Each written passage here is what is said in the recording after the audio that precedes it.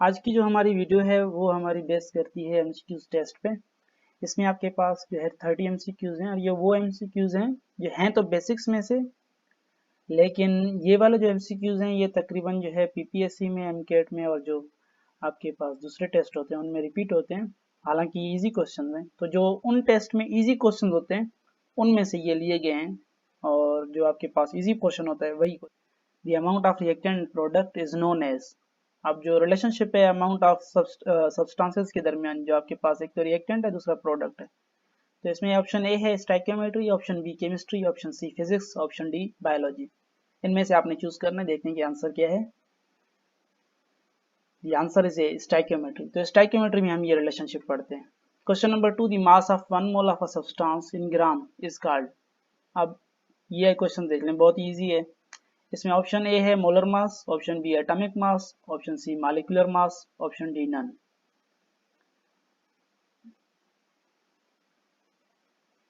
तो इसका जो आंसर है वो है ए। इसी तरह क्वेश्चन नंबर 3 है, to find number of mole the given mass is divided bye.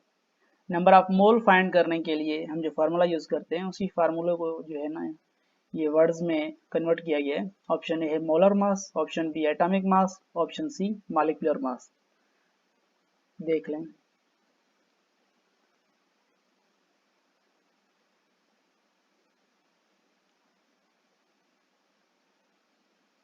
इसका करेक्ट आंसर है ए मोलर मास। मोलर मास जो है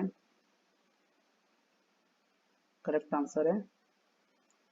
question number 4, mass of sodium hydroxide is. अब इसमें जो है मास ऑफ सोडियम हाइड्रोक्साइड का मास आपने फाइंड करना है। ये तो आपको इजीली आ जाएगा। ऑप्शन ए है 40, option B 23, option C 1, option D 16।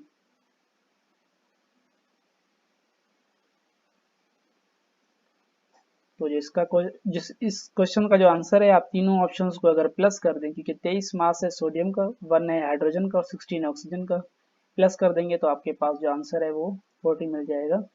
तो इसका आंसर जो है वो ए है। इसी तरीके से चलते हैं क्वेश्चन नंबर 5 की तरफ। Number of particle in 1 mole is known as. अभी तादाद नहीं पूछ रहा, लेकिन आपसे पूछ रहा है कि एक मोल के अंदर जितने पार्टिकल्स होते हैं उसको नाम क्या देते हैं। ऑप्शन ए है आपके पास atomic number, option B atomic mass, option C Avogadro number, option D atomic mass unit. बहुत इजी क्वेश्चन है जी। तो जो इसका आंसर है वो है एवोगेड्रो नंबर, ऑप्शन सी। चलते हैं नेक्स्ट क्वेश्चन, क्वेश्चन नंबर 6 की तरफ। The reactant which is consumed earlier is known as.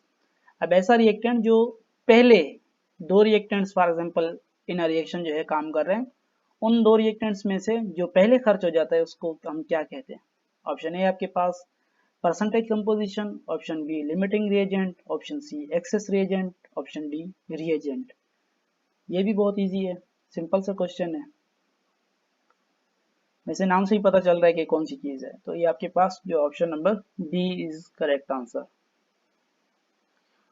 चलते हैं क्वेश्चन नंबर 7 की तरफ। Percentage yield is known by, मतलब हम क्या कर सकते हैं, परसेंटेज यील्ड मालूम कर सकते हैं बाय डिवाइडिंग किस चीज को। For example by dividing 100, by dividing actual yield, by dividing mass number, by dividing atomic number, और उसको डिवाइड करते हैं किससे, थ्योरेटिकल यील्ड से। तो इसका बहुत ही इजी आंसर है, that is actual yield. Answer B. Question number 8, the mass of 2 moles of oxygen. अब आपके पास जो ऑक्सीजन है वो एटॉमिक ऑक्सीजन है, तो आपने इसमें ध्यान रखना है और इसका जो है मास आपने फाइंड करना है। तो लाजमी बहुत ही सिंपल है, और आपको जो है ना इसका एटॉमिक नंबर आना चाहिए, एटॉमिक मास आना चाहिए, तभी जो है आप इसका मालूम कर सकते हैं। तो देख लें इसका आंसर क्या होगा। क्वेश्चन ऑप्शन नंबर ए है जो आपके पास 8 है, option B 16, option C 32, option D 64। Simple है। इसका जो आपके पास आंसर है ऑप्शन सी है। Answer is option C. Question number 9, the mass of sodium is. Sodium का मास क्या होता है। मास से मुराद मास नंबर क्या होता है या एटॉमिक मास, जो आप जो है ना समझ लें। तो इसमें आपके पास ऑप्शन ए है 23, option B 32, option C 11, option D 21। Simple है, इसका एटॉमिक नंबर 11 है, बल्कि एटॉमिक जो मास है वो 23 है। तो आंसर है is correct. Question number 10, the amount of actual yield is always equal to theoretical yield, less than theoretical yield, more than theoretical yield, neither more nor less। अब ये कह रहा है कि जो आपके पास एक्चुअल यील्ड बनती है वो थियोरेटिकल यील्ड के बराबर होती है, उससे कम होती है, या उससे ज्यादा होती है। तो बहुत ही ये भी बेसिक सा क्वेश्चन है एक, जो आपके पास एक स्टैकियोमेट्री में से लिया गया है। एक्चुअल यील्ड हमेशा क्या होती है, लेस होती है, कम मिलती है हमें, जो हम अंदाजा लगाते हैं या जो हम कैलकुलेट करते हैं थ्योरी के हिसाब से। तो option number B is correct. Question number 11, जो आपके पास इलेक्ट्रॉन की डिस्कवरी से और मेरे ख्याल से कि जो आपके पास एटॉमिक है ना स्ट्रक्चर चैप्टर, उसी से लिया है। Cathode rays were discovered by, यहाँ पे वर आना चाहिए, वाज लिखा हुआ है। Cathode rays were discovered by, किन्होंने जो है ना इसको डिस्कवर किया था। ऑप्शन ए आपके पास रदरफोर्ड, ऑप्शन बी है क्रूक, ऑप्शन सी है एवोगैड्रो, ऑप्शन डी है केमिकल असद। अब मैंने तो ये डिस्कवर नहीं किया, वैसे ही लगा दिया ऑप्शन, तो आप देख लेंगे इसमें से कौन सा सही है। जी बिल्कुल, इसका ऑप्शन जो है वो बी है, क्योंकि क्रूक के नाम से इसको हम क्रूक ट्यूब भी बोलते हैं, और इसी वजह से जो है इसका नाम जो है इसके साइंटिस्ट के हिसाब से क्रूक ट्यूब होता है। हम इसको कैथोड रेज भी बोलते हैं। उसका रीजन भी आपको पता है, क्योंकि हो सकता है आगे क्वेश्चन आ जाए, इस वजह से मैं इसको एक्सप्लेन नहीं करना चाहता फिलहाल। इसका आंसर है B. Question number 12, the cathode rays are blank in nature. Cathode rays की नेचर क्या होती है, पार्टिकल होती है, गैस होती है, लाइट होती है, कुछ भी नहीं होती। ये भी बहुत सा सिंपल सा क्वेश्चन है। इसका जो आंसर है आपके पास वो है, आप बता दें कि क्या होता है, particle nature. Answer is correct. Question number 13, the cathode raise carry blank charge. कौन सा चार्ज कैरी करते हैं, negative charge, positive charge, neutral, या तीनों। तीनों तो नहीं हो सकते, ये न्यूट्रल तो है ही नहीं, समझेंगे। तो आपके पास जो कैथोड रेज होते हैं वो हम किसको बोलते हैं, आपको पता होगा, इसलिए इसके पास जो चार्ज है वो नेगेटिव होता है। Answer is correct. Question number 14, the canal rays are also known as. Canal rays को, या ऐसे कह सकते हैं, ये कैनाल रेज का दूसरा नाम क्या है। तो आपके पास ऑप्शन में प्रोटॉन, न्यूट्रॉन, इलेक्ट्रॉन और एटम है। बहुत ही सिंपल सा क्वेश्चन है, और इसका आंसर जो है वो प्रोटॉन है। कैनाल रेज हम प्रोटॉन के लिए इस्तेमाल करते हैं। Answer is correct. तो आपके पास कैथोड रे है वो इलेक्ट्रॉन के लिए यूज करते हैं। अच्छा, question number 15, the nucleus was discovered by. Nucleus किसने डिस्कवर किया था। ये जो है आपके पास केमिस्ट्री के हिसाब से न्यूक्लियस की बात की जा रही है। तो इसमें केमिकल असद है, बी में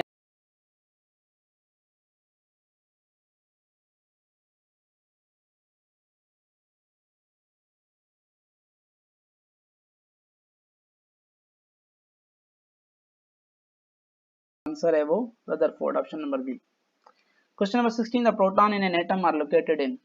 प्रोटॉन जो है वो एटम के किस हिस्से में पाए जाते हैं, न्यूक्लियस में पाए जाते हैं, न्यूट्रॉन में पाए जाते हैं, एटम के अंदर पाए जाते हैं, या ऑर्बिटल के दरमियान, या ऑर्बिटल्स में जो है ना गर्दिश कर रहे होते हैं। जो इसका आंसर है वो बहुत ही सिंपल है, प्रोटॉन हमेशा न्यूक्लियस में ही पाए जाते हैं। आंसर है is correct. Question number 17, the radius of first shell of hydrogen atom. Hydrogen atom के पहले शेल का रेडियस क्या होता है।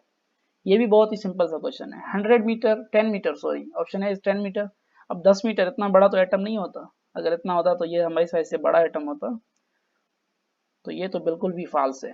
ऑप्शन नंबर बी जो है आपके पास 10 एंगस्ट्रॉम है, ऑप्शन सी है 0.529 एंगस्ट्रॉम, ऑप्शन डी है 5.29 एंगस्ट्रॉम। तो इसमें देख लेंगे कौन सा आंसर करेक्ट है। जी बिल्कुल, option number C 0.529 angstrom is correct answer. Question number 18, X rays were discovered by. बहुत ही सिंपल क्वेश्चन है, बहुत ही मतलब ऐसा नहीं कि बेसिक सा क्वेश्चन है डिस्कवरी के बारे में। ये जो है ना तकरीबन पूछा जाता है, मेरे केमिस्ट्री के एडमिशन में भी ये पूछा गया था। तो इसका जो है आंसर बहुत ही सिंपल सा है। Option number A Rutherford, B Bohr, C Roentgen, D William Crookes. तो ये ऑप्शन नंबर सी रोएंटजेन है, और रोएंटजेन के बारे में आपको मैं बता दूं कि ये वही बंदा है जिसने सबसे पहले नोबेल प्राइज लिया था। Question number 19, cathode rays blank ionize gases. क्या कैथोड रेज जो है ऑप्शन नंबर ए में कह रहा है कि कैन आयोनाइज गैस, क्या वो कैन गैसेस को आयोनाइज कर सकते हैं, B can not, C both of this, D none of this. तो इसका बहुत ही सिंपल क्वेश्चन है, तो आंसर भी बहुत ही सिंपल आएगा। Can ionize gas, ionize gases को आयोनाइज कर सकते हैं। Question number 20, principal quantum number is shown by. Principal quantum number का जो सिंबल है वो क्या है? यहाँ पे सारे लफ्ज जो है वो कैपिटल में दिए हुए हैं, असल में ये जो है आपके पास स्मॉल जो है ना अल्फाबेट है, तो इसका जो आंसर है वो डी है, N. Question number 21, the L is symbol used to denote. L जो सिंबल है वो हम किस चीज को डिनोट करते हैं? अब इसमें जो डायरेक्टली नहीं पूछा गया, इनडायरेक्टली पूछा गया, क्योंकि हम वो क्वांटम नंबर्स के लिए यूज करते हैं एल। तो आपको पता होना चाहिए कि एल तो एजिमुथल क्वांटम नंबर के लिए होता है, और एजिमुथल हमें किस चीज के बारे में बताता है? सबशेल के बारे में। तो option number B is correct, but यहाँ पे गलती है, इसको आप बी ही समझ लें, ठीक है। एल तो आपके पास जो है सबशेल के लिए होता है, एन होता है शेल के लिए। यहाँ पे बी है, मैंने ए लिखा है गलती से। Question number 22, there are blank types of spin quantum number. अब स्पिन क्वांटम नंबर जो होता है उसमें कितनी वैल्यूज होती है ये पूछ रहा है। एक वैल्यू होती है, दो वैल्यू होते हैं, तीन वैल्यूज होती हैं, या फिर एक भी वैल्यू नहीं होती? तो इसमें जो है दो वैल्यूज होती हैं, एक प्लस ऑफ, दूसरा minus half. B is correct answer. Question number 23, P subshell contains orbital blank orbitals. P subshell में कितने ऑर्बिटल्स होते हैं? आपको इसका जो है फार्मूला मतलब आपने देखना है कि कौन सा यूज हो रहा है। एजिमुथल क्वांटम नंबर हमें ये फार्मूला देता है, तो उसमें आप देख लेंगे तो आपको आंसर मिल जाएगा। वैसे इसका आंसर जो है सी है, 3। Question number 24, the whisper theory tells us about. Whisper theory हमें किस चीज के बारे में बताती है? शेप्स ऑफ मॉलिक्यूल्स के बारे में, बॉन्डिंग इलेक्ट्रॉन्स के बारे में, एंटी बॉन्डिंग इलेक्ट्रॉन्स के बारे में, या किसी की चीज के बारे में भी नहीं? तो विस्पर थ्योरी एक बेसिक जो है ना, समझेंगे एक सिंपल तो नहीं कह सकते, क्योंकि आगे जाकर ये जो है थोड़ी सी कॉम्प्लेक्स हो जाती है, लेकिन आप इसमें ये अंदाजा लगा सकते हैं ये सिर्फ और सिर्फ शेप्स ऑफ मॉलिक्यूल्स के बारे में बताती है, ये ज्यादा एक्सप्लेनेशन नहीं देती बॉन्डिंग और एंटी बॉन्डिंग इलेक्ट्रॉन के बारे में। Option number A is correct. The hybridization used in BF3, boron trifluoride में कौन सी हाइब्रिडाइजेशन यूज होती है? sp, sp2, sp3 या dsp2? देखिए BF3 में जो है वो एंगल कितना बन रहा है? 120 डिग्री बन रहा है, और 120 डिग्री के हिसाब से आपको पता है कि sp2 हाइब्रिडाइजेशन बनेगी। So option B is correct. Question number 26, the number of atomic orbitals are equal to molecular orbital was given by।